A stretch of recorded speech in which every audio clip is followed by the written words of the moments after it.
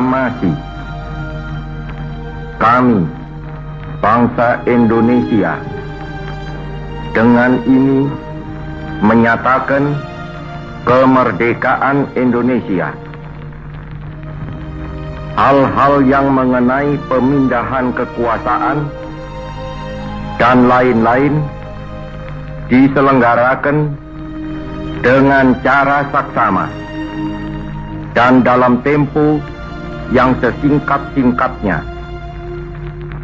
Jakarta, 17 Agustus 1945,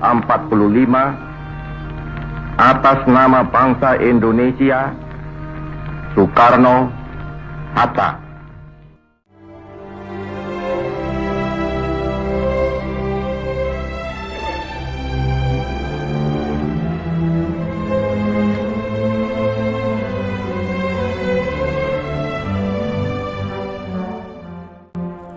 Merdeka, merdeka, merdeka. 77 tahun Indonesia merdeka. Penuh perjuangan, pengorbanan para pejuang bangsa, sampai tetes darah terakhir bertumpah darah di bumi pertiwi untuk menyatakan kemerdekaan negeri. Perjuangan belum berhenti. Berikan kami hati untuk saling mengasihi, untuk kami kuat mengalahkan ego kami, bersama menopang segala suka dan duka, melewati berbagai cobaan, melawan segala keterbatasan, untuk kami bangkit bersama, membangun negeri. Indonesia, kau kusayangi, tempat di mana aku lahir, tempat di mana aku berdiri, menyongsong masa depan yang gemilang. Indonesia, kebanggaanku, pulih dengan cepat, bangkit lebih kuat.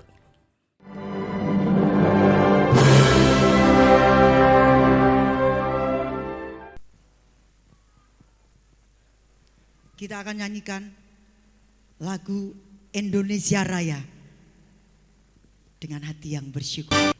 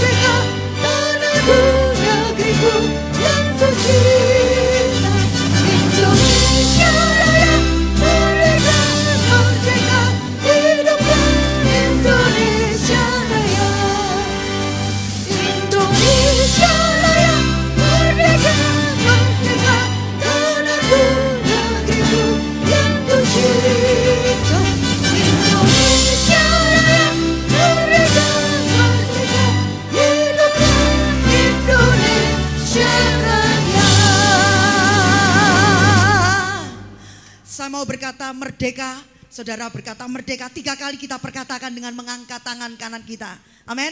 Saya mulai terlebih dulu. Merdeka! Merdeka! Merdeka! Merdeka! Merdeka! Merdeka! Berikan tepuk tangan buat Tuhan Yesus. Haleluya! Haleluya! Haleluya! Haleluya. Kami bersyukur Tuhan. Kami menaikkan ucapan syukur kami bahwa bangsa kami sudah 77 tahun ini Engkau menyertai, Engkau memberkati, Engkau melindungi bangsa ini. Hingga saat ini Tuhan, bila Hari ini kami memberkati bangsa kami. Yes. Kami melepaskan berkat-berkat bangsa kami. Yes. Biar bangsa ini boleh menjadi bangsa yang besar. Yes. Bangsa yang luar biasa. Haleluya. Bangsa yang menjadi berkat bagi bangsa-bangsa lain. Yes. Karena Tuhan menyertai, memberkati Amen. setiap orang-orang yang ada di bangsa ini. Khususnya pemimpin-pemimpin bangsa ini. Kami percaya Tuhan, lewat berkat-berkat-Mu, lewat penyertaan-Mu, bangsa Indonesia pulih lebih cepat, bangkit lebih kuat. Amen. Dan kami akan melihat lewat Haleluya. pemimpin-pemimpin bangsa ini Tuhan.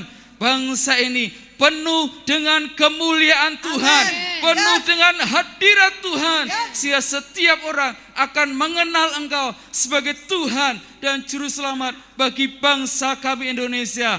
Hari ini kami menyerahkan bangsa ini di ulang tahunnya yang ke-77 tahun. Kami percaya penyertaan akan semakin nyata. Amen. Berkat-Mu akan semakin nyata. Amen. Pemulihan, kebangkitan terjadi atas bangsa Amen. kami. Yes. Lewat gereja-gereja Tuhan yang dibangkitkan. Amen. Lewat gereja-gereja Tuhan yang berdoa bagi bangsa Yes. dan negara kami Indonesia. Terima kasih Tuhan, kami menyerahkan bangsa kami Indonesia ke dalam tangan-Mu. Karena kami percaya di tangan-Mu bangsa ini aman. Amen. Di tangan-Mu bangsa ini tentram. Amen. Di tangan-Mu bangsa ini akan mengalami kejayaan-kejayaan, Yes. kelimpahan, Yes. kemurahan. Amen. Terima kasih Tuhan, kami menyerahkan bangsa ini ke dalam tangan-Mu hari ini. Di dalam nama Tuhan Yesus Kristus. Dalam nama Yesus. Haleluya.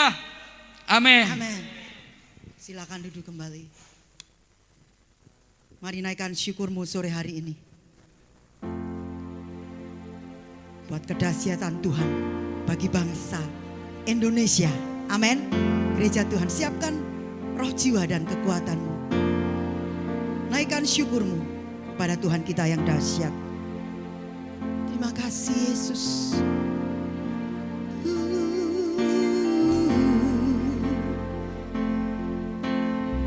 Terima kasih Yesus. Syukur atas setiap rencana-Mu dan rancangan-Mu yang mulia. Dalam satu tubuh kami bersatu menjadi duta kerajaan-Mu. Ku ucapkan berkat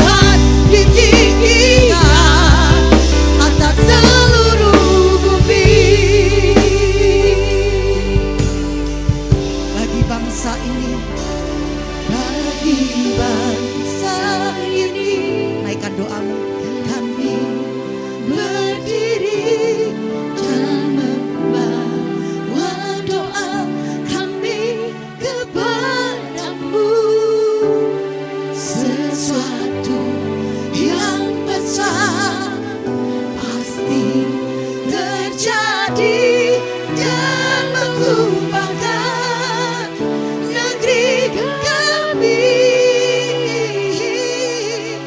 Hanya nama-Mu Tuhan ditinggikan atas seluruh. Mari kita bangkit berdiri bersama. Angkat tangan kananmu tinggi-tinggi. Berkatakan bagi bangsa ini, bagi bangsa ini kami berdiri dan membawa doa kami kepadamu.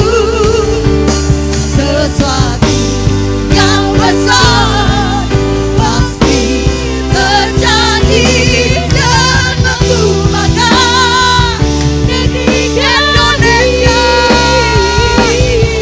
Hanya nama-Mu Tuhan ditinggikan atas seluruh bumi.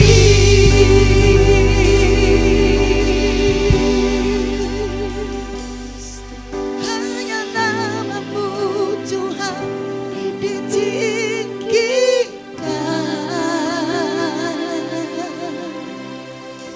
Katakan atas seluruh bumi. Berikan tepuk tangan yang dahsyat. Haleluya, haleluya, haleluya. Katakan haleluya. Nama-Mu ditinggikan di Indonesia. Nama-Mu ditinggikan atas bangsa-bangsa. Nama-Mu dimuliakan atas setiap jiwa. Haleluya, haleluya, haleluya. Kami bersyukur Tuhan, kami bersyukur. Kami bersyukur buat penyertaan-Mu atas bangsa Indonesia. Kami bersyukur buat penyertaan-Mu atas hidup kami. Kami siap memperkatakan kedahsyatan Tuhan. Kami siap mengucap syukur karena Engkau layak ditinggikan. Engkau Tuhan di atas segala Tuhan. Engkau Raja yang besar. Engkau Tuhan yang hebat. Engkau layak terima pujian dan penyembahan kami.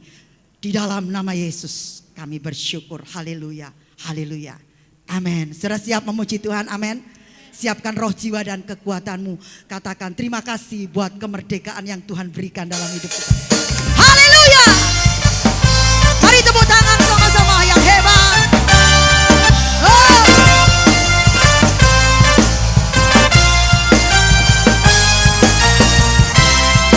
Hey, sekarang telah tiba, ya, keselamatan yang kuasa.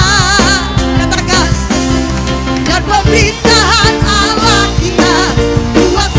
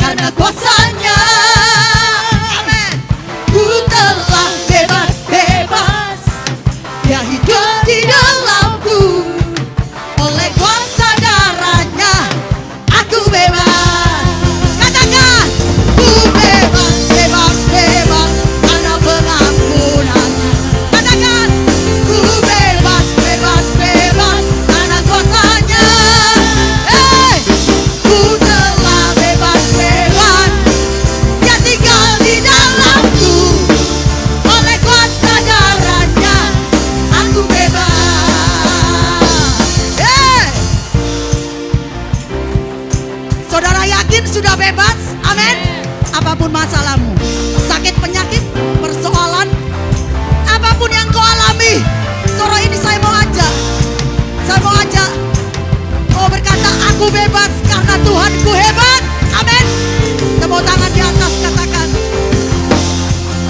ku bebas, bebas karena pengampunan. Mana suaranya? Katakan, ku bebas karena kuasanya. Amin. Ku telah bebas, dia tinggal di dalamku. Oleh kuasa darahnya aku bebas. Ku bebas karena pengampunannya. Ku bebas karena kuasanya. Ayo katakan, ku telah bebas, dan tinggal di dalamku. Oleh kuasa darahnya aku bebas. Sekali lagi katakan dengan percaya, ku telah bebas karena pengampunannya. Ku bebas karena kuasanya. Ku telah bebas dan tinggal di dalamku. Oleh kuasa darahnya aku bebas. Oleh kuasa darahnya aku bebas. Oleh kuasa darahnya aku bebas. Tepuk tangan yang dahsyat. Katakan haleluya. Haleluya. Saudara, saya mau ajak engkau nyanyi dengan bebas. Bukan karena pujiannya. Engkau sungguh-sungguh memperkatakan bahwa Tuhan hidup dalam hidupku. Amin. Ketika Tuhan ada dalam hidup kita, perkara besar, keajaiban, kemurahan akan terjadi dalam hidup kita. Amin. Persoalan masih kita hadapi, tapi Tuhan kita lebih dahsyat dari persoalan kita. Amin. Saya mau ajak engkau nyanyi, badai boleh datang, tapi Tuhan menyertai hidupku. Amin. Ayo tepuk tangan yang dahsyat. Oh! Hey!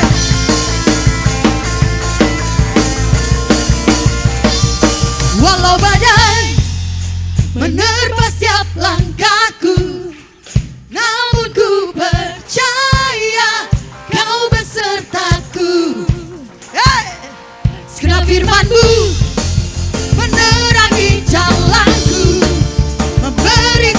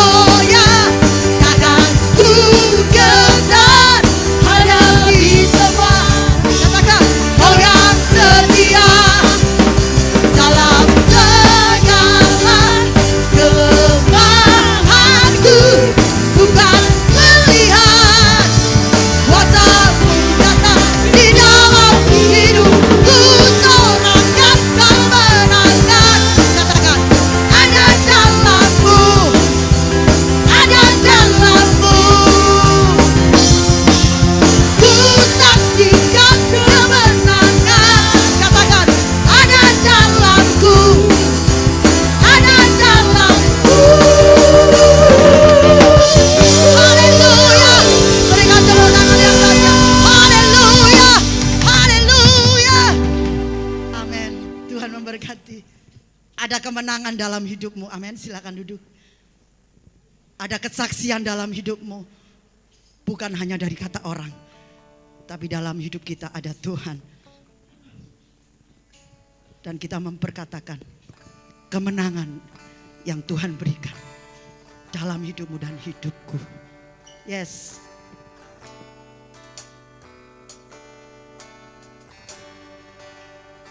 Sungguh besar setiamu Tuhan. Terima kasih Yesus. Apapun yang terjadi dalam hidupmu, saya mau berkata, engkau sedang gagalkah hari ini? Mungkin kau sedang sakit. Mungkin kau punya persoalan yang banyak, orang lain tidak tahu. Tapi saya mau ajak saudara, ayo nyanyi dengan hati yang percaya. Perkatakan firman Tuhan. Rencana Tuhan, rancangan Tuhan tidak akan pernah gagal dalam hidupku. Amin. Yes. Karena Tuhan besar kasih setianya. Terima kasih Yesus. Sungguh besar setiamu, tiada berkesudahan kasihmu. Selalu kulihat rahmat-Mu nyata, nyata serta hilangkah hidupku. Meski dalam kesesakan, tangan-Mu tak pernah tinggalkan. Kau jawaban jiwaku berseru.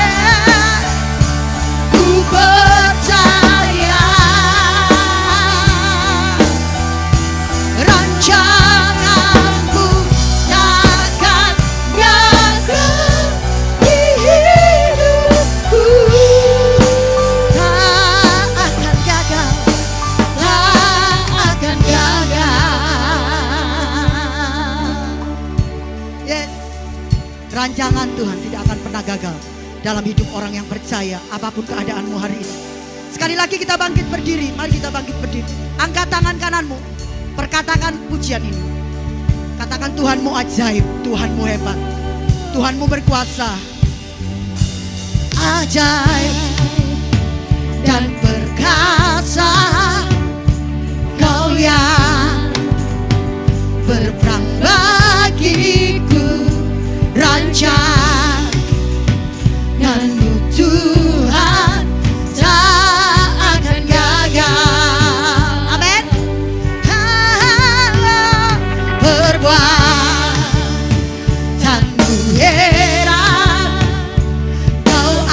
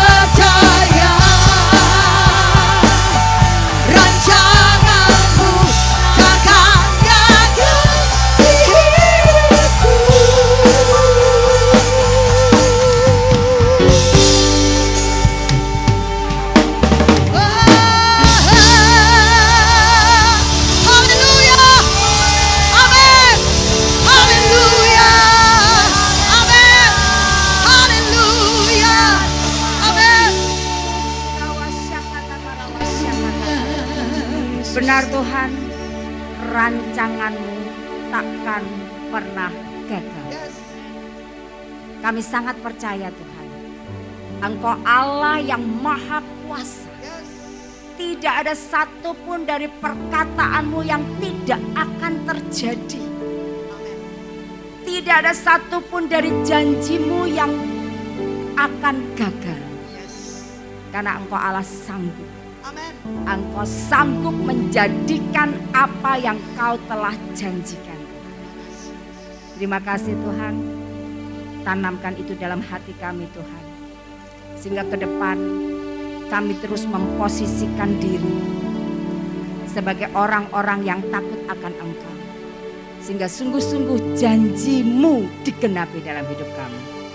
Terima kasih Tuhan, memberkati tim pujian, tim musik yang sudah membawa kami pada puji-pujian pada Engkau. Kami tahu Kau bertahta di atas pujian kami. Kami tahu Kau disukakan dan Kau rindu untuk memberkati setiap kami. Thank you Lord. Hanya di dalam nama Tuhan Yesus kami alaskan doa kami. Semua yang percaya berkata amin. Shalom Bapak Ibu. Apa kabar? Ya. Bapak Ibu yang terkasih, sepanjang bulan Agustus ini kita akan berbicara satu topik, bagaimana kita mesti hati-hati dengan egoisme. Ya. Egoisme. Bapak Ibu, kita mesti kalahkan ego yang ada di dalam diri kita. Amin Bapak Ibu. Karena inilah yang akan menjadi masalah terbesar dalam kehidupan kita. Bapak Ibu yang terkasih, suka nggak suka, mau nggak mau, ada ego dalam diri kita. Oleh karena itu Bapak Ibu, kita harus bisa menguasainya, bisa menaklukkannya. Kalau ego kita tuh makin tinggi, hubungan jadi rusak. Rumah tangga hancur, kenapa? Karena suami istri masing-masing punya ego yang tinggi. Aku maunya begini. Yang satu aku begini. Gak ada kata sepakat dan perkelahian yang ada. Bapak Ibu yang terkasih, sebagai orang tua pun akan sedih kalau anak-anaknya egonya tinggi. Karena akan saling bertengkar. Ya enggak Bapak Ibu? Demikian Tuhan kita. Tuhan apabila kita nih anak-anaknya, kita ini sangat ego Bapak Ibu. Tuhan pun sedih. Tuhan mau kita manusia harus bisa menaklukkan ego kita. Amin. Makanya sepanjang bulan Agustus dikatakan kuat menaklukkan ego. Nah gimana Bapak Ibu? Gimana kita belajar menaklukkan ego? Kita mesti melakukan yang berlawanan. Ya, ego itu kan gini Pak. Mana untuk aku? Untuk aku mana? Untukku dan untukku, itu ego. Kalau sebaliknya apa Bapak Ibu? Untukmu, ya. Nah, kalau Bapak Ibu, kalau kita nih bisa menjadi berkat, semua kita ingin menjadi berkat. Wow, keren Bapak Ibu. Keren banget pasti. Amin Bapak Ibu. Dulu waktu kami pelayanan di anak jalanan, kalau kami bagi sesuatu Bapak Ibu, waktu itu saya ingat bagi ikat pinggang. Ketika kami bagi ikat pinggang, kurang satu Bapak Ibu, kurang satu. Yang enggak dapat itu Bapak Ibu, wah ngamuknya luar biasa. Ngamuk, kami itu dipisau-pisau gitu istilahnya. Iya loh Bapak Ibu, sampai segitunya loh. Hanya karena enggak dapat. Aku mana, punya aku mana. Yang lain dapat kok aku enggak. Nah ini loh Bapak Ibu. Kenapa orang bisa gitu? Karena egoisme. Nah kalau kita mau belajar untuk menjadi berkat, itu indah Bapak Ibu. Kita berlomba jadi berkat. kalau ada event, misalnya nih event Natal nanti, rapat panitia, ya aku mau jadi berkat konsumsi, yang ini aku mau jadi berkat, aku yang beli aqua, yang lain lagi aku yang tanggung acara, yang lain lagi transportasi keamanan. Selesai rapatnya, selesai Bapak Ibu. Enggak ada penggalangan dana. Kenapa? Karena rebutan menjadi berkat.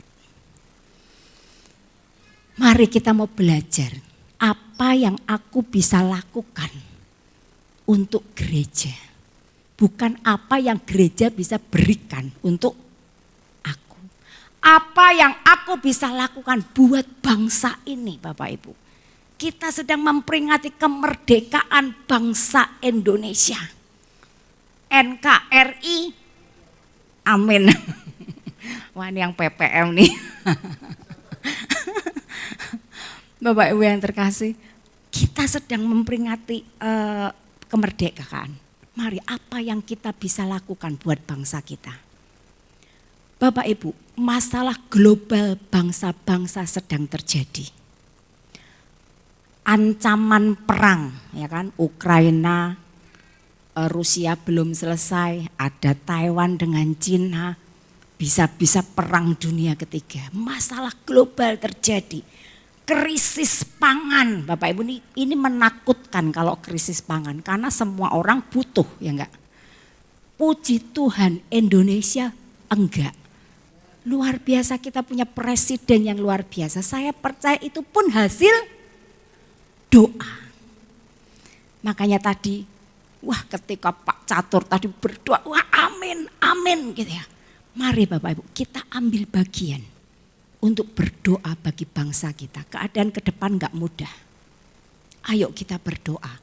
Nanti Bapak Ibu tanggal 25 Agustus gereja-gereja di Semarang bersatu. Untuk apa? Mengadakan acara Indonesia Menyembah. Mari kita mau beri waktu kita, beri tenaga kita, datanglah. Akan diadakan di Holy Stadium jam 8 pagi sampai jam 8 malam. Mana jam yang Bapak Ibu bisa untuk jadi berkat bagi negara kita, ayo lakukan Bapak Ibu. Enggak ketang 30 menit, boleh. Atau 1 jam lebih bagus. Amin Bapak Ibu, percayalah hal kecil yang kita lakukan buat bangsa kita. Dampaknya akan besar. Amin Bapak Ibu. Bapak Ibu ingat perumpamaan. Kisah, bukan perumpamaan ya, kisah. Ketika Tuhan Yesus akan memberi makan 5.000 orang laki-laki, belum perempuan dan anak-anak. Ada seorang anak hanya mempunyai roti 5 potong dan 2 ikan. 5 potong dan 2 ikan. Ini jumlah yang sangat-sangat kecil dibandingkan 5.000 orang. Laki-laki belum istrinya, belum anak-anaknya yang mengikuti Yesus pada waktu itu. Lihat Bapak Ibu, ketika anak kecil ini memberikan hal kecil bekalnya dia diberikan kepada Tuhan Yesus. Tuhan memberkati, dampaknya luar biasa. 5.000 orang makan ya, mungkin pasti lebih Bapak Ibu, 5.000 orang laki-laki dan istri mereka dan anak-anak mereka makan semua kenyang, bahkan sisa 12 bakul. Lihat Bapak Ibu, hal kecil yang kita bisa buat ketika kita ingin jadi berkat. Dampaknya luar biasa. Amin Bapak Ibu. Nah kita mau melatih diri kita Bapak Ibu untuk kita tuh menjadi berkat. Makanya kita terus belajar untuk menaklukkan ego kita. Kita akan baca Yakobus pasal 3 ayat 14 sampai dengan 16. Saya akan bacakan buat Bapak Ibu. Demikian firman Tuhan. Jika kamu menaruh perasaan iri hati dan kamu mementingkan diri sendiri, janganlah kamu memegahkan diri dan janganlah berdusta melawan kebenaran. itu bukanlah hikmat yang datang dari atas, tetapi dari dunia, dari nafsu manusia, dari setan-setan. Sebab di mana ada iri hati dan mementingkan diri sendiri, di situ ada kekacauan dan segala macam perbuatan jahat. Bapak Ibu, menurut ayat-ayat ini dikatakan sumber masalah di dunia adalah dari hati manusia yang apa? Iri dan egois. Seperti ini Bapak Ibu. Next tolong. Iya, seperti ini. Bapak Ibu yang terkasih, hati yang iri, ya. Kenapa orang bisa iri? Itu berbicara spiritnya Bapak Ibu. Manusia itu terdiri dari 3 bagian. Roh, spirit, jiwa, soul, and tubuh, and body, ya, tubuh. Roh, jiwa, tubuh, ya. Roh ini Bapak Ibu, ini bisa dipengaruhi oleh tadi kita baca di ayat 15. Bukan hikmat yang datang dari atas, itu adalah apa? Roh dunia, roh manusia yang bernafsu, nafsu manusia, dan roh setan. Bapak Ibu, kalau kita biarkan roh kita, spirit kita ini dipengaruhi oleh ini, roh yang datangnya bukan dari atas, maka hati kita akan iri dan egonya kita tuh gede banget. Inilah sumber masalah Bapak Ibu. Kenapa orang membunuh, kenapa orang merampok, kenapa orang mencuri? Karena iri hati, karena egois, karena mementingkan diri sendiri. Dan inilah yang akan terjadi di akhir zaman ini. Karena firman Tuhan sudah bilang, pada hari-hari terakhir manusia akan semakin mementingkan dirinya sendiri. Ini ya Bapak Ibu. Namun kalau spirit kita ini kita biarkan dipengaruhi oleh roh yang datangnya ada hikmat yang dari atas, yaitu dari roh Allah, maka Bapak Ibu kita akan menjadi orang yang murah hati. Hati kita murah. Amin Bapak Ibu. Hati kita murah ditandai apa? Yang pertama penuh dengan belas kasihan. Yang kedua suka memberi kepada Tuhan. Yang ketiga mau mengampuni. Kenapa kita nggak mau mengampuni? Karena ego. Dia udah nyakitin aku kok enak aku ngampuni. Dia sudah merugikan aku kok aku harus mengampuni. Nah ini ego Bapak Ibu. Dan yang keempat menerima yang melukai. Ini nanti kita akan bahas di minggu-minggu berikut. Hari ini kita fokus pada belas kasihan. Makanya judul khotbah hari ini adalah hati yang murah. Saya balik Bapak Ibu, murah hati, saya kata hati yang murah supaya wah hatinya murah apa ya itu? Mengundang question gitu kan, mengundang pertanyaan. Hati yang murah Bapak Ibu. Kita mau belajar hati yang murah. Tujuannya apa? Tujuannya adalah kita mau punya hati yang berbelas kasihan. Kenapa ini penting Bapak Ibu? Yakobus 2 ayat 13. Kita akan baca bersama-sama Bapak Ibu ayat yang penting 3, 2, 1. Jadi, oh maaf, saya yang salah. 3, 2, 1. Sebab penghakiman yang tak berbelas kasihan akan berlaku atas orang yang tidak berbelas kasihan. Tetapi belas kasihan akan menang atas penghakiman. Amin. Bapak Ibu, kalau kita jadi orang yang gak punya hati yang murah, gak punya belas kasihan, dikatakan apa? Penghakiman yang tanpa belas kasihan. Itu akan menghakimi hidup kita. Bayangin Bapak Ibu, kalau kita dihakimi tanpa belas kasihan. Seperti kasus yang baru saja marak, dibunuh tanpa berbelas kasihan. Bapak Ibu, kalau kita dihakimi tanpa belas kasihan, hancur kita. Oleh karena itu Bapak Ibu, kita mesti belajar punya hati yang berbelas kasihan. Supaya apa? Kita menang atas penghakiman. Kenapa kita menang atas penghakiman? Karena enggak ada tuduhan. Kita menang atas tuduhan, kenapa kamu enggak berbuat? Karena kita sudah berbuat baik. Karena kita sudah berbelas kasihan. Amin Bapak Ibu. Yakobus 4 ayat 17. Demikian firman Tuhan. Jadi, jika seorang tahu bagaimana ia harus berbuat baik, tetapi ia tidak melakukannya, ia berdosa.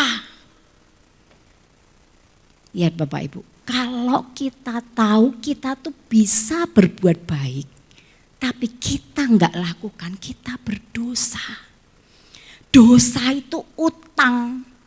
Bapak Ibu, kita ini manusia berdosa. Tuhan ampuni semua dosa kita. Free. Anugerah. Kita percaya sama Tuhan Yesus, kita minta ampun, dosa kita lunas. Namun Bapak Ibu, sebagai balas budi kita kepada Tuhan, Tuhan mau kita berbuat baik, terutama kepada sesama kita. Amin Bapak Ibu. Karena ketika kita berbuat baik, kita sedang bayar hutang. Maka akan ada sukacita. Bapak Ibu, kalau kita bisa berbuat baik, ada sukacita yang luar biasa. Amin. Mari kita mau belajar dari Lukas pasal 10 ayat 25. Kita akan baca terlebih dahulu sampai dengan ayat 29. Demikian firman Tuhan. Pada suatu kali berdirilah seorang ahli Taurat untuk mencobai Yesus. Katanya, "Guru, apa yang harus kuperbuat untuk memperoleh hidup yang kekal?" Jawab Yesus kepadanya, "Apa yang tertulis dalam hukum Taurat? Apa yang kamu baca di sana?" Jawab orang itu, "Kasihilah Tuhan Allahmu dengan segenap hatimu dan dengan segenap jiwamu dan dengan segenap kekuatanmu dan dengan segenap akal budimu, dan kasihilah sesamamu manusia seperti dirimu sendiri." Ayat 28, kata Yesus kepadanya, "Jawabmu itu benar, perbuatlah demikian, maka engkau akan hidup." Tetapi untuk membenarkan dirinya, orang itu berkata kepada Yesus, "Dan siapakah sesamaku manusia?" Bapak Ibu yang terkasih, cerita ini adalah ada seorang ahli Taurat datang kepada Yesus. Dia ingin mencobai Yesus. Makanya dia tadi kan tanya, "Guru, apa yang harus kuperbuat untuk memperoleh hidup kekal?" Dan Tuhan berkata apa? Balik tanya Tuhan, "Apa yang tertulis dalam hukum Taurat?" Ini ahli Taurat, dia pasti tahu Taurat. Dan tadi kita baca di ayat 27 bahwa Taurat itu tergantung dalam dua hal ini. Seluruh hukum Taurat itu ada di dua hal ini, yaitu apa? Kasihi Tuhan Allahmu dan kasihi sesamamu manusia. Amin Bapak Ibu. Ketika ahli Taurat itu jawab seperti itu, Yesus bilang apa? Jawabmu benar. Perbuatlah demikian, maka engkau akan hidup. Kenapa Tuhan ngomong seperti itu? Karena Tuhan tahu ahli Taurat ini enggak melakukan itu. Dia tahu hukum Taurat, dia tahu bagaimana mengasihi Allah dengan segenap hati dan mengasihi sesama, tapi dia tidak lakukan. Nah, ayat 29 dikatakan untuk membenarkan dirinya. Nah ini loh Bapak Ibu, ini loh tanda orang itu egois. Tahu salah, tapi enggak mau disalahkan. Dikatakan untuk membenarkan dirinya, dia kembali berkata kepada Yesus untuk menguji, "Siapa sesamaku manusia?" Bapak Ibu yang terkasih, Ini ciri orang egois itu nggak mau disalahkan. Walaupun dia salah, nggak mau disalahkan. Apalagi dia merasa benar. Selanjutnya Bapak Ibu, di ayat yang ke-30. Demikian firman Tuhan. Jawab Yesus, adalah seorang yang turun dari Yerusalem ke Yeriko. Ia jatuh ke tangan penyamun-penyamun yang bukan saja merampoknya habis-habisan, tetapi yang juga memukulnya dan sesudah itu pergi meninggalkannya setengah mati. Kebetulan ada seorang imam turun melalui jalan itu. Ia melihat orang itu tetapi ia melewatinya dari seberang jalan. Demikian juga seorang Lewi datang ke tempat itu, ketika ia melihat orang itu, ia melewatinya dari seberang jalan. Lalu datang seorang Samaria yang sedang dalam perjalanan ke tempat itu, dan ketika ia melihat orang itu, tergeraklah hatinya oleh belas kasihan. Ia pergi kepadanya lalu membalut luka-lukanya. Sesudah ia menyiraminya dengan minyak dan anggur, kemudian ia menaikkan orang itu ke atas keledai tunggangannya sendiri, lalu membawanya ke tempat penginapan dan merawatnya. Keesokan harinya ia menyerahkan 2 dinar kepada pemilik penginapan itu, katanya, rawatlah dia dan jika kau belanjakan lebih dari ini, aku akan menggantinya waktu aku kembali. Ayat 36. Siapakah di antara ketiga orang ini menurut pendapatmu adalah sesama manusia dari orang yang jatuh ke tangan penyamun itu? Jawab orang itu, orang yang telah menunjukkan belas kasihan kepadanya. Kata Yesus kepadanya, pergilah dan perbuatlah demikian. Amin. Bapak Ibu yang terkasih, kita sering mendengar perumpamaan tentang orang Samaria yang baik hati ini. Bapak Ibu, kita belajar apa dari orang Samaria yang baik hati? Dikatakan dia punya hati. Ayat 33 tadi, tergeraklah hatinya oleh belas kasihan. Bagaimana dia bisa tergerak oleh belas kasihan? Karena dia punya hati yang peduli. Dia melihat tuh orang ini jatuh, dirampok habis-habisan, bahkan dipukulin sampai setengah mati. Bapak Ibu yang terkasih, dia punya hati yang gak mementingkan diri sendiri. Padahal Bapak Ibu dikatakan dia orang Samaria. Bapak Ibu, orang Samaria itu dianggap orang yang derajatnya lebih rendah daripada orang Yahudi. Orang Samaria dianggap bukan anak Tuhan dan tidak berhak atas janji Tuhan. Tapi lihat Bapak Ibu, orang Samaria ini punya hati yang berbelas kasihan kepada orang Yahudi yang dirampok. Bapak Ibu, kalau orang Yahudi ketemu orang Samaria sedang jalan, itu misalnya turun tadi dari Yerusalem ke Yeriko, mereka ketemu, mereka akan minggir Bapak Ibu, kayak orang najis. Enggak mau deket-deket. Tapi orang Samaria ketika dia melihat orang ini dirampok habis-habisan, dilukai, hatinya enggak tahan. Dia rela diinterupsi. Dia rela menanggalkan kepentingan sendiri. Dia mungkin punya janji dengan orang. Dia mungkin seorang pedagang. Dia punya janji dengan orang. Pasti repot. Aduh, aku telat ini. Tapi dia rela. Karena hatinya tergerak oleh belas kasihan. Dia rela untuk mau repot. Menolong orang yang dirampok habis-habisan. Beda dengan imam. Imam ini pembawa firman. Dia tahu firman, dia tahu hukum Taurat. Harus mengasihi sesama manusia. Tapi dia enggak lakukan. Bahkan ketika dia lihat orang itu, dia minggir melihat dari seberang jalan. Enggak mau deket-deket. Bapak Ibu yang terkasih,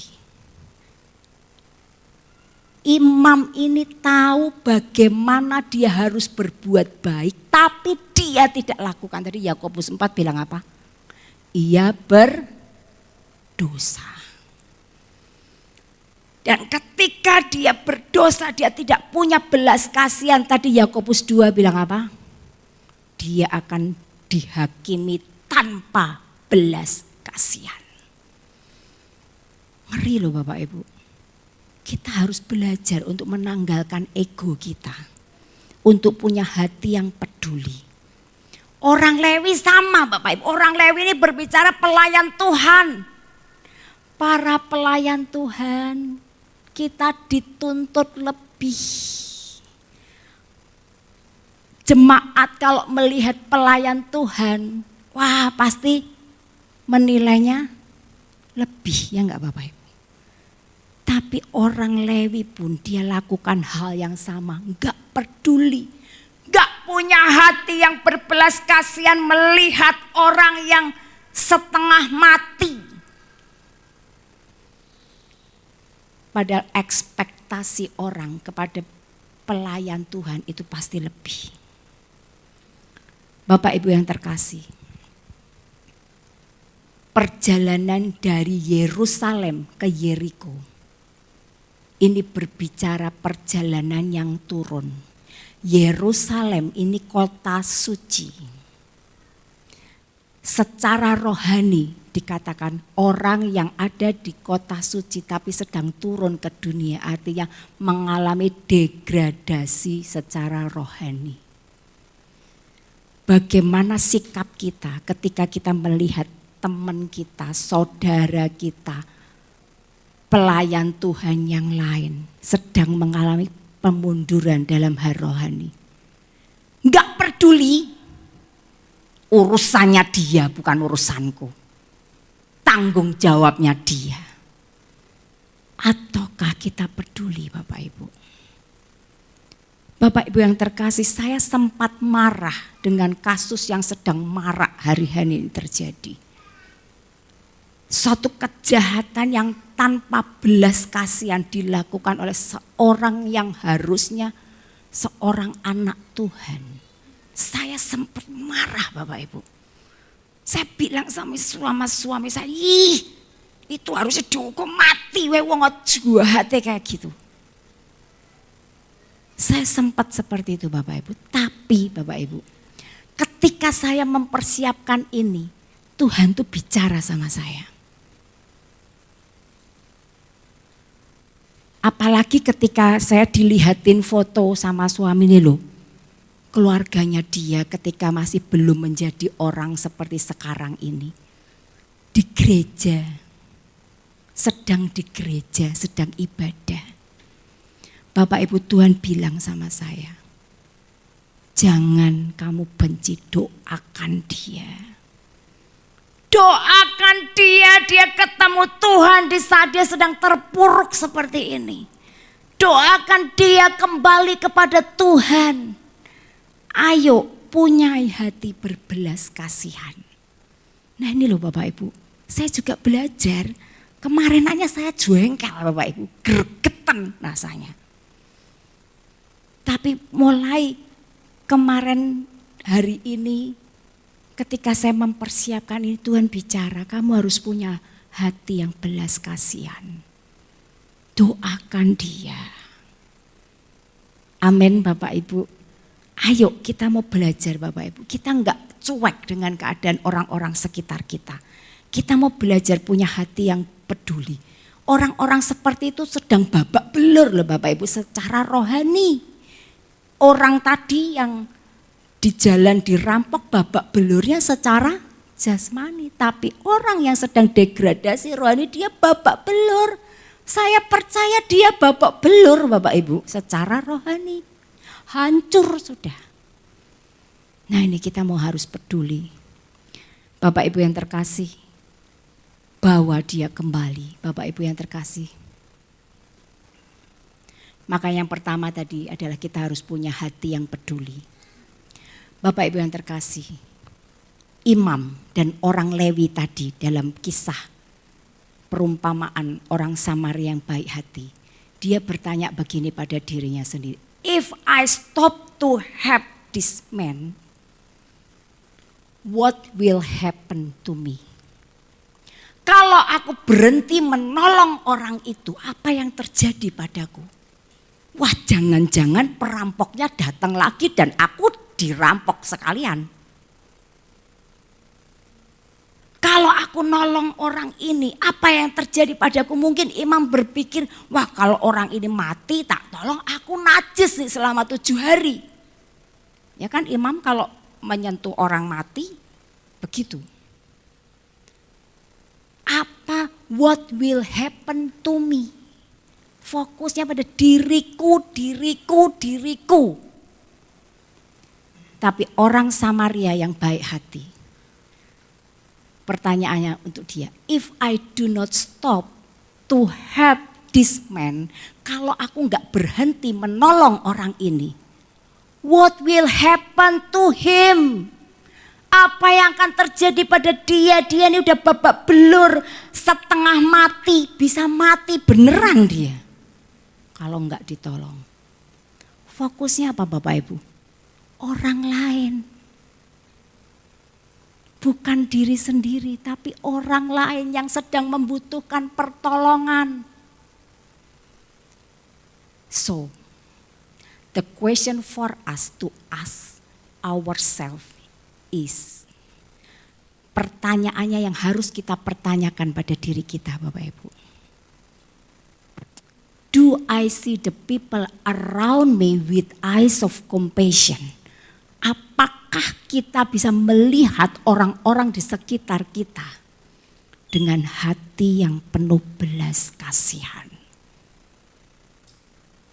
Mari kita mau lihat diri kita, apa yang kita sudah lakukan hari-hari yang lalu.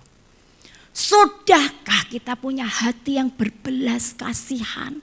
Sudahkah kita punya hati yang peduli seperti orang Samaria yang baik hati? Dia enggak peduli what will happen to me. I don't care, aku enggak peduli. But fokusnya dia what will happen to him. Apa yang akan terjadi pada orang itu kalau dia enggak kembali kepada Tuhan? Apa yang terjadi dengan saudaraku kalau dia enggak balik sama Tuhan? Akan binasa selama-lamanya. Bapak Ibu, kita mesti ingat, hidup ini sementara. Kita enggak akan hidup di dunia selamanya. Satu saat nanti dunia ini akan berakhir. Dan kalau dunia ini berakhir, kemana kita? Hidup kekal, hukuman kekal, hanya ada 2 tempat. Kalau kita mau hidup kekal, kita harus belajar untuk tidak egois. Amin Bapak Ibu. Belajar Bapak Ibu dari hari ke hari. Kita minta sama Tuhan. Buka hati. Mari kita minta Tuhan untuk membuka hati kita. Supaya kita bisa merasakan belas kasihan kepada orang lain. Bapak Ibu yang terkasih, seringkali kalau di jalan gitu ya Bapak Ibu, kalau saya lihat orang yang sudah tua banget gitu Bapak Ibu, masih mikul dagangan, aduh rasanya itu ngeregel, ya ampun kasihan ya Bapak itu, wes tua banget jalan aja susah masih bebannya. Nanti saya bilang yuk Pak, dibeliin yuk barangnya. Kadang saya beliin, saya enggak nawar, saya kasih lebih. Kenapa? Kasihan. Itu perlu dibiasakan Bapak Ibu. Dan mengubah belas kasihan itu menjadi tindakan. Bapak Ibu yang terkasih, yang kedua, yang tadi hati yang peduli, yang kedua adalah tindakan kasih. Kita enggak cuman punya hati, oh tuh mesake yo, tapi we do nothing. Jangan Bapak Ibu. Kita harus bertindak ketika kita kasihan orang ini. Mari kita mau bertindak. Lukas 10 ayat 34 berkata, ia pergi kepadanya lalu membalut luka-lukanya. Bapak Ibu, membalut luka ini enggak, kalau orang enggak biasa itu rasanya gimana Bapak Ibu? Ih, ngeri. Apalagi kalau berdarah-darah. Ada yang lihat darah aja sudah pusing Bapak Ibu. Saya itu kalau lihat darah agak banyak bisa pusing, bisa semaput Bapak Ibu. Pernah Pak Jeffrey itu lagi di dokter, lalu ambeien-nya kenapa gitu, saya lihat darah Bapak Ibu, disuruh lihat dokternya, wah langsung gelap semua Bapak Ibu, langsung semaput saya, gelap semua. Ini Bapak Ibu, ini perlu pengorbanan loh, dia membalut luka, mungkin dia nggak bawa perban, dia sobek kaosnya untuk membalut luka. Dan dikatakan sesudah ia lalu membalut lukanya, sesudah ia menyirami dengan minyak dan anggur, disiram dulu minyak dan anggur supaya enggak infeksi lukanya. Habis itu dibalut, kemudian ia menaikkan orang itu ke atas keledai tunggangannya. Bapak Ibu yang terkasih, kalau orang ini dinaikkan di atas keledai tunggangannya, terus orang Samaria ini gimana Bapak Ibu? Jalan nonton keledainya. Ini tindakan kasih loh Bapak Ibu, mau dirugikan, mau direpoti, mau capek. Lalu membawanya ke tempat penginapan, ini butuh waktu, dia mau memberi waktunya di tengah kesibukannya. Bagaimana dengan kita Bapak Ibu? Adakah hati kita yang peduli dan kita bertindak? Buang waktukah? Bapak Ibu yang terkasih, ada seorang yang bernama Elizabeth Suteja. Dia ini seorang yang cantik, pinter, dan kaya. Lengkap kan Bapak Ibu? Cantik, pintar, kaya. Lengkap kan? Dia lulusan dari ITB, dia melanjutkan ke Harvard, dan dia lulus cum laude. Di Harvard lulusnya cum laude, kalau nggak pinter nggak mungkin ya kan. Pinter Bapak Ibu, sukses, dia menjadi presidir Boeing. Wah keren Bapak Ibu, dia jadi presidir Boeing. Bapak Ibu, hidupnya sudah nyaman. Tapi satu hal selalu mengusik dia. Dia rindu untuk selalu berbagi kasih dengan orang. Setiap pagi dia berdoa, Tuhan, hari ini temukan aku dengan orang-orang di mana aku bisa berbagi kasih. Gimana aku bisa memberikan kasih-Mu, perhatian, peduli. Tiap hari Bapak Ibu, dia pergi. Satu kali dia pergi keluar, dia temukan seorang wanita yang sudah tua mau nyebrang jalan. Dia tolongin, wah dia bahagia banget dia bisa nolong orang ini. Satu kali lagi dia lihat anak-anak sedang bertengkar, anak-anak kecil. Dia peduli, dia damaikan anak ini sehingga mereka enggak bertengkar lagi. Satu kali lagi dia lihat tetangganya sedang bersihin kebun. Dia bantuin sebagai bentuk dia menunjukkan bahwa dia mengasihi tetangganya. Di hari yang lain lagi dia hanya menyapa orang-orang. Dan dia bahagia karena bisa menyapa. Disapa tuh bahagia loh Bapak Ibu. Kemarin saya disapa sama Pak Andreas Bapak Ibu. Saya sedang goes Bapak Ibu. Tiba-tiba di sebelah saya tuh ada mobil pelan-pelan. Pak Andreas bilang, Bu Devi semangat. Waduh saya tuh seneng banget, yes semangat. Bapak Ibu cuma disapa gitu ya senengnya minta ampun gitu kan. Udah gitu tak lihat Pak Andreas tuh muter di flyover di bawah airport ya, flyover yang menuju airport. Dia muter balik lagi ke sana, terus dada-dada kan. Terus saya gini loh, Pak Andreas ini ngapain tuh kok reme, terus ke sana balik lagi. Wah jangan-jangan dia cuma mau menyapa saya. Bapak Ibu terkasih, Pak Jerry ketawa. Bapak Ibu yang terkasih, hanya disapa aja, seneng. Saya kalau goes Bapak Ibu, sapa tukang sapu jalan tak sapa Bapak Ibu. Tadinya merengut sama nyapu, ketika saya sapa, Pak selamat pagi. Dia langsung senyum supringah, oh iya Bu, pagi gitu. Langsung senyum. Saya berusaha juga menyapa orang-orang yang saya temui ketika saya sedang olahraga. Itu berkat kecil Bapak Ibu.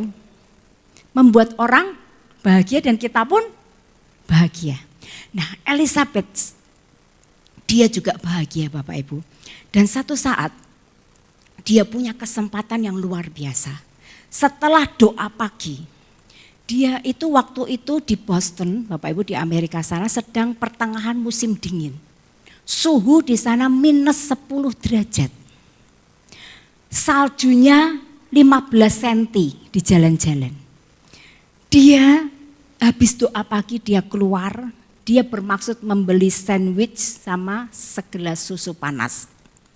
Ketika dia menuju ke taman di tengah kota dan dia menemukan kios jual sandwich, dia beli segelas, kemudian dia duduk di situ sambil menikmati sandwichnya.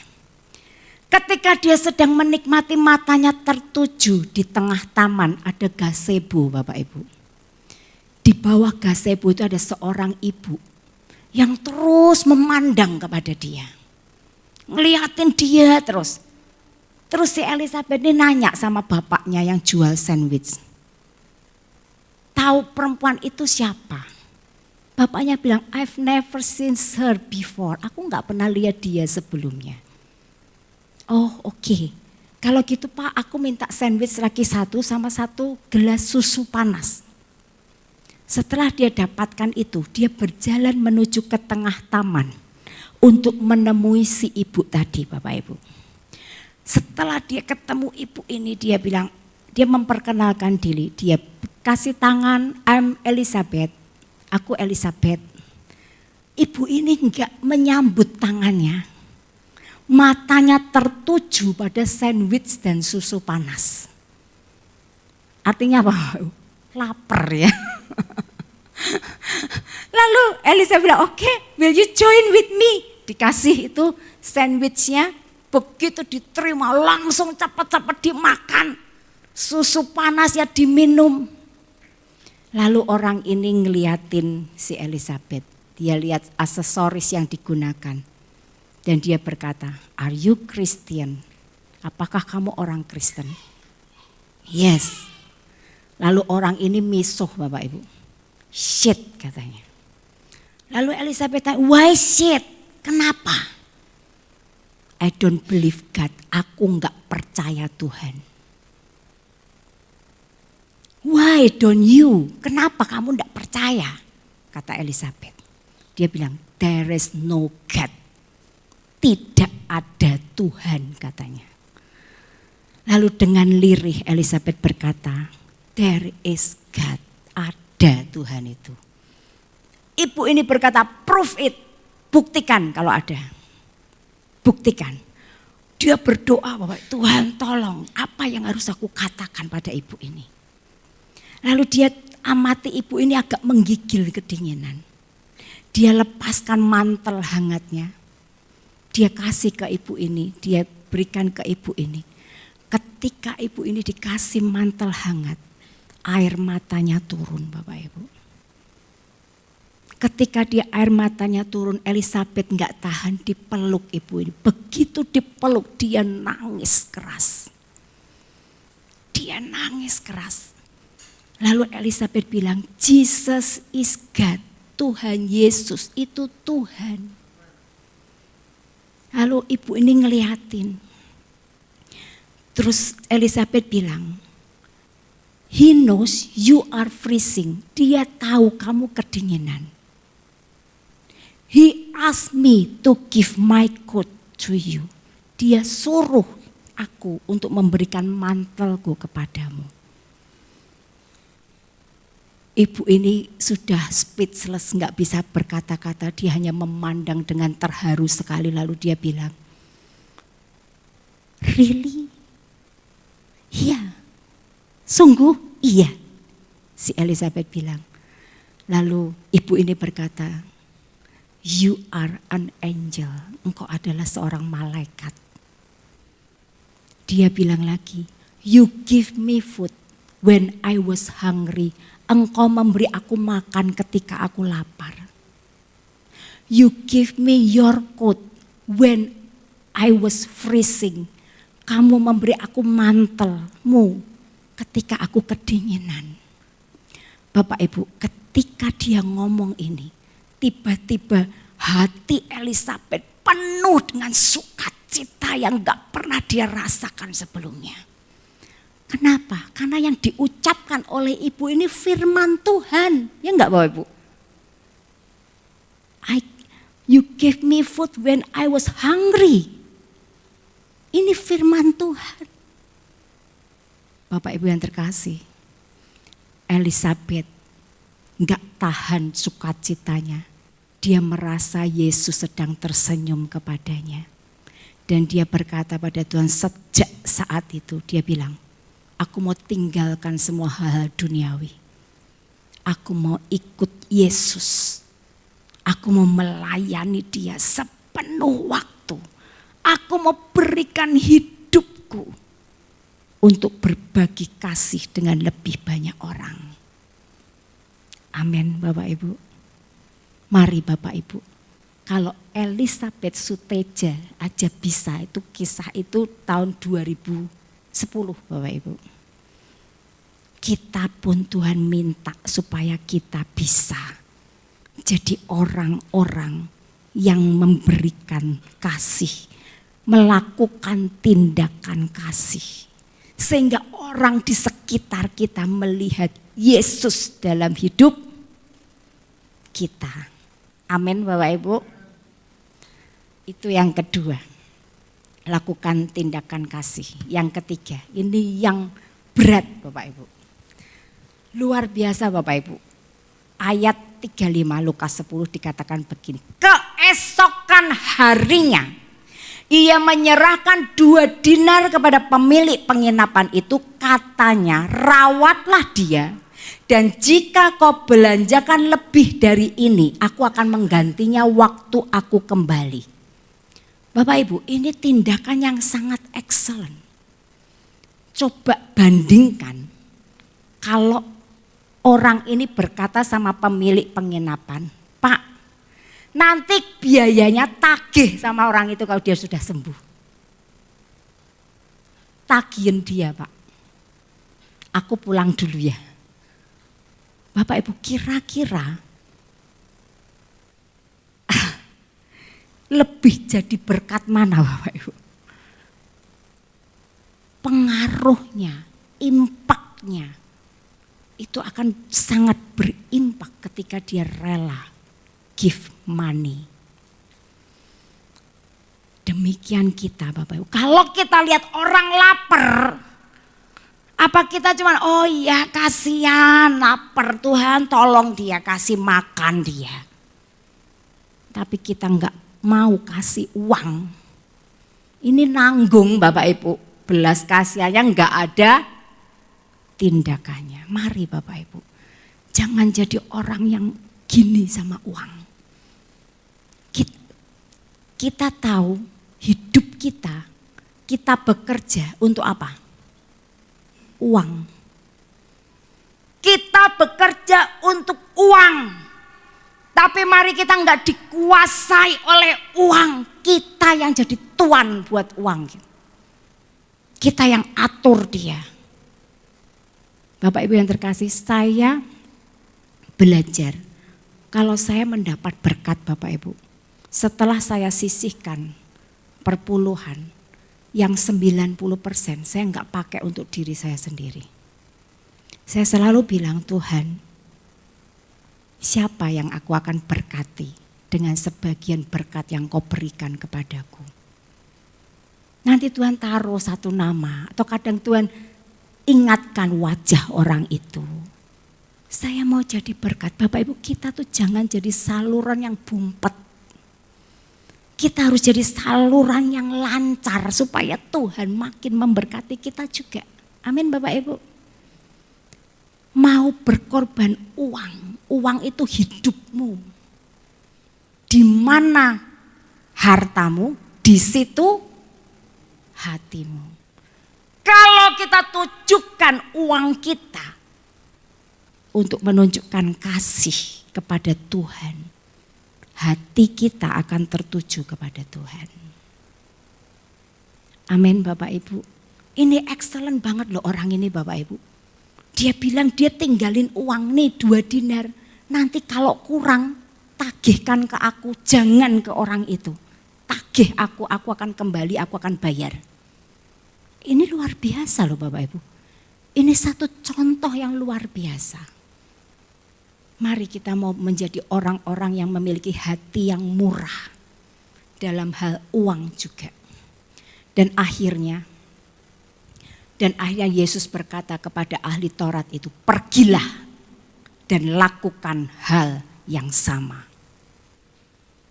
Bapak Ibu, hari ini Tuhan juga berkata kepada kita, engkau tahu kalau engkau enggak berbelas kasihan, engkau akan mengalami penghakiman yang tanpa belas kasihan. Engkau tahu sekarang kikis egomu, taklukkan egomu, punya hati yang peduli, lakukan tindakan kasih, rela berkorban uang. Bapak Ibu, Tuhan berkata apa? Pergilah, lakukan hal yang sama. Amin Bapak Ibu.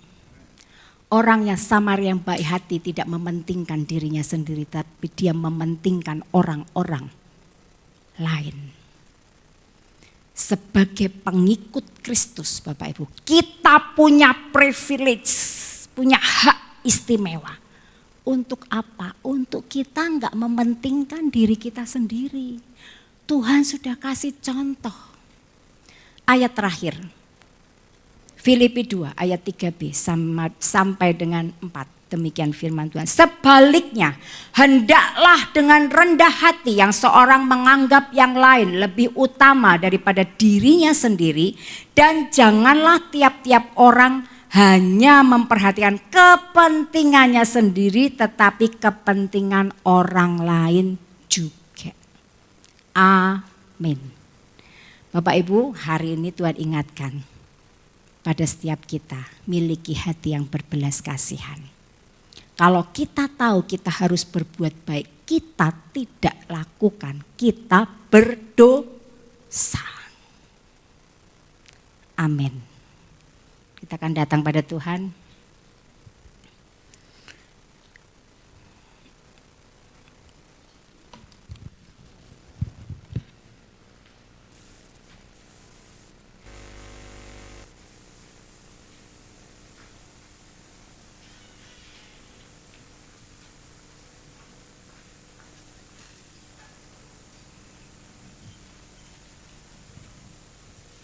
Mari Bapak Ibu saya undang untuk bangkit berdiri.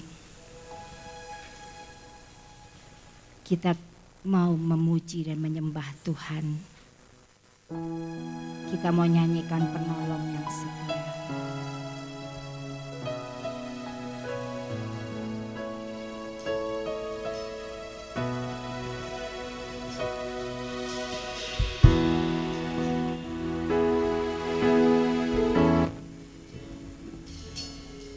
Saat ku berjalan,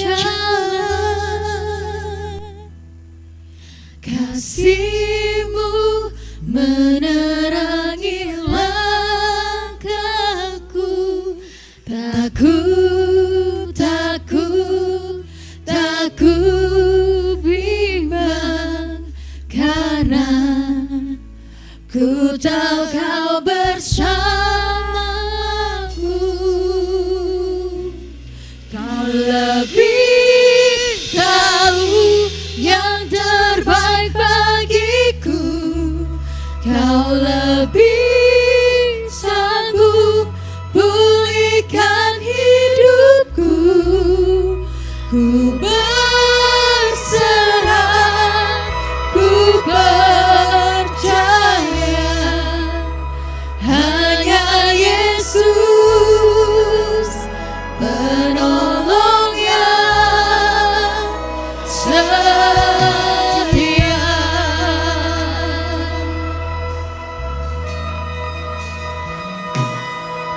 Saat ku berjalan, kasih-Mu menerangi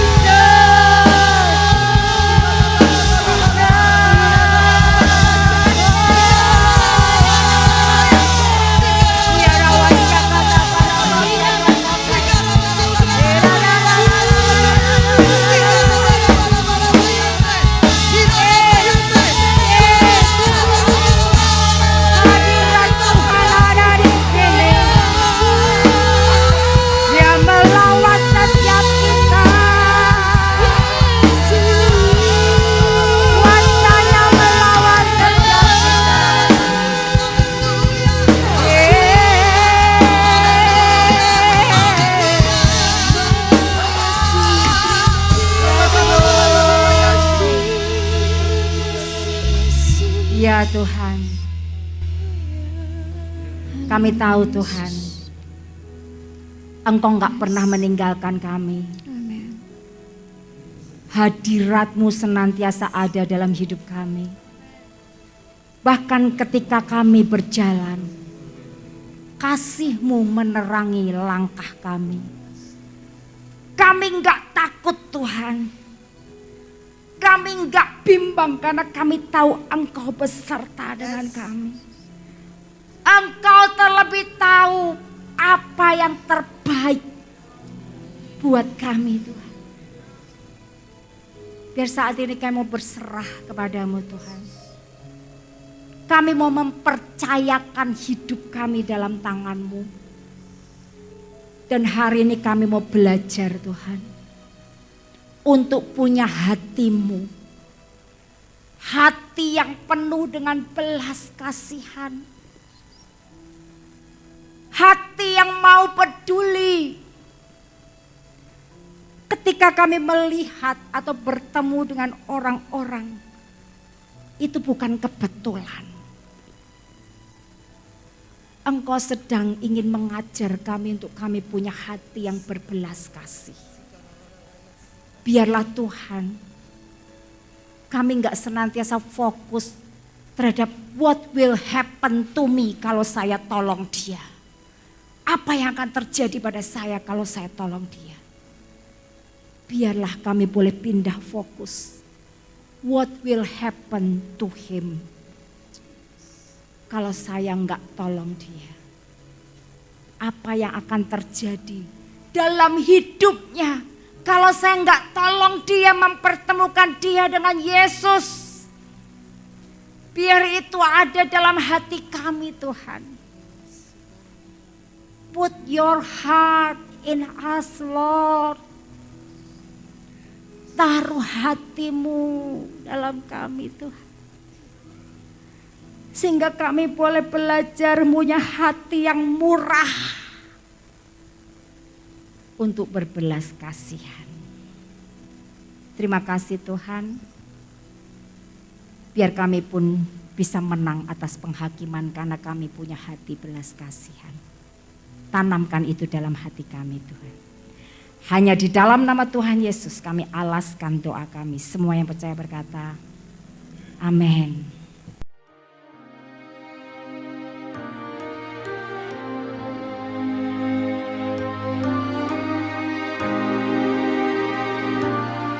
Saat ku berjalan, kasih-Mu menerangi langkahku. Takut